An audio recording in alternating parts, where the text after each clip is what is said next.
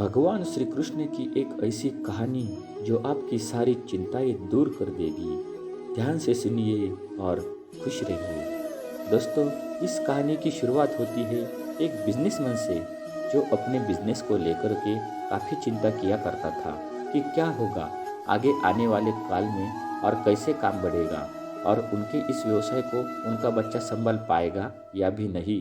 दोस्तों, उस बिजनेसमैन का एक लड़का भी था जो उनसे काफ़ी बार कहता रहता था कि पापा, मुझे हमारे इस बिजनेस को संभालने का एक मौका दीजिए, क्योंकि अब मुझे भी बिजनेस करना आ गया है।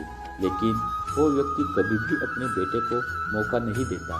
दोस्तों, एक दिन इस बिजनेसमैन को दिल का दौरा पड़ जाता है और इसके चलते उनको हॉस्पिटल में भर्ती किया जाता है। जैसे ही ये खबर उनके बेटे को पता चलती है, उनका बेटा दौड़ करके हॉस्पिटल में पहुंचता है। बेटा हॉस्पिटल में पहुंचने के बाद उसने ये देखा कि उसके पापा अब एडमिट है और डॉक्टर्स ने उससे ये कहा कि आपके पापा अब पहले से थोड़ा ठीक है और धीरे धीरे करके वे अब रिकवर हो जाएंगे। फिर उस लड़के ने अपने एक दोस्त को कॉल करके उसे वहाँ पर बुला लिया। फिर उसका दोस्त वहाँ पर आया और उसने पूछा कि क्या हुआ भाई। फिर उस बिजनेसमैन के लड़के ने अपने दोस्त से कहा कि मेरे पापा को दिल का दौरा आ गया है और उन्हें अस्पताल में एडमिट किया हुआ है। इसके बाद उस बिजनेसमैन का लड़का अपने दोस्त से कहता है कि चल ना ज़रा बाहर चल के आ जाते, बहुत देर हो गई है इधर। और फिर वो दोनों अस्पताल से बाहर चले जाते हैं। जब वो दोनों अस्पताल से बाहर निकले तब उनको एक आइसक्रीम वाला दिखाई देता है। फिर उस बिजनेसमैन के लड़के ने अपने दोस्त से कहा कि भाई आ जाओ, आइसक्रीम खाते हैं। ये बात सुनकर उसका दोस्त थोड़ा चौंकता है और मन ही मन कहता है कि अरे ये क्या पागलपन है, पापा अंदर भर्ती है और ये यहाँ पर आइसक्रीम खाने की सोच रहा है। फिर उन दोनों ने आइसक्रीम खरीद ली और वे दोनों आइसक्रीम खाने लगे। लेकिन उसका जो दोस्त था ना, उससे ये रहा नहीं गया और उसने अपने दोस्त से पूछ लिया कि भाई, मुझे समझ नहीं आ रहा है कि तुम्हारे बिजनेस का आगे क्या होगा और तुम्हारे पापा की तबीयत भी ठीक नहीं है और तू यहाँ आइसक्रीम खा रहा है, मुझे कुछ समझ में ही नहीं आ रहा है। फिर ये जो बिजनेसमैन का लड़का था ना, और उसने जो बात कही उसे आप ध्यान से पढ़िएगा।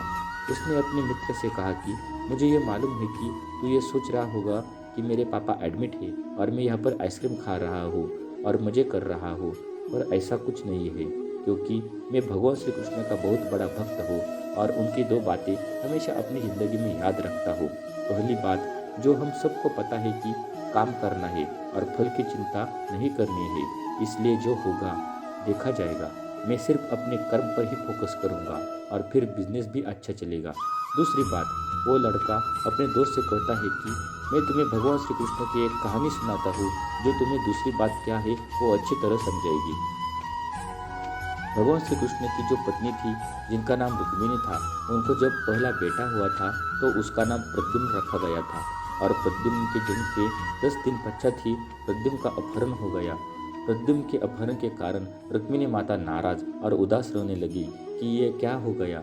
भगवान श्री कृष्ण रुक्मिणी माता से कहते थे कि चिंता मत करो, क्योंकि प्रद्युम्न जहाँ पर भी होगा वहीं पर ठीक होगा। लेकिन इतना समझाने के बावजूद भी रुक्मिणी माता अपने बच्चे की चिंता में उदास और निराश रहती थी और इस तरह चिंता करते करते रुक्मिणी माता के 18 साल बीत गए। 18 साल के बाद द्वारका में जब प्रद्युम्न की वापसी हुई और जब प्रद्युम्न द्वारका में वापस आए तो उनके साथ में उनकी पत्नी मायावती भी थी। अब समस्या ये थी कि मायावती की उम्र प्रद्युम्न से 20 साल ज़्यादा थी।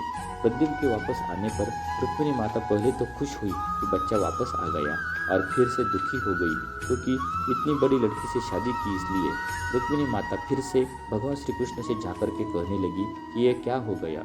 फिर भगवान श्री कृष्ण ने रुक्मिणी माता से कहा कि जो हो गया है उसको स्वीकार कर लो और आगे बढ़ो और चिंता मत करो। लेकिन माँ रुक्मिणी ये कह रही थी कि बड़ी लड़की से शादी क्यों कर ली और ये ही लड़की मिली थी क्या, और इस बात को स्वीकार नहीं कर पा रही थी। इसके कारण 8 साल तक माँ रुक्मिणी दुखी और निराश रही और 8 साल के बाद रुक्मिणी माता ने यह स्वीकार कर लिया कि प्रद्युम्न ने जो यह शादी करी थी वो ठीक है और इसके लिए ज़्यादा चिंता करने की ज़रूरत नहीं है, और उस शादी को उन्होंने स्वीकार कर लिया। दोस्तों, एक तरीके से माँ रुक्मिणी माँ ने अपनी ज़िंदगी के 26 साल उदासी में बिता दिए।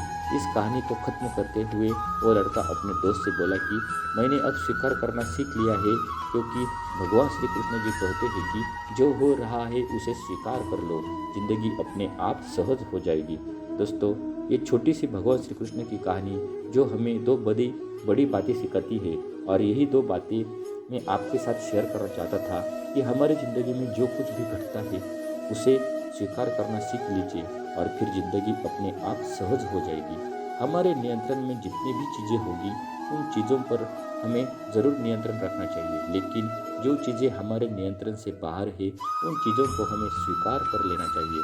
अगर हमने उन्हें स्वीकार नहीं कर लिया तो हमें भी रुक्मिणी माता की तरह बहुत सालों तक उदास रह जाएंगे। दोस्तों, भगवान श्री कृष्ण की यह कहानी आपको कैसी लगी? आपको इस कहानी से आपने क्या क्या सीखने को मिला? ये हमें नीचे कमेंट बॉक्स में कमेंट करके ज़रूर बताइए। इसके साथ ही अगर आपको भगवान श्री कृष्ण की यह कहानी पसंद आई होगी तो इस कहानी को अपने दोस्तों के साथ अवश्य शेयर कीजिएगा। राधे राधे।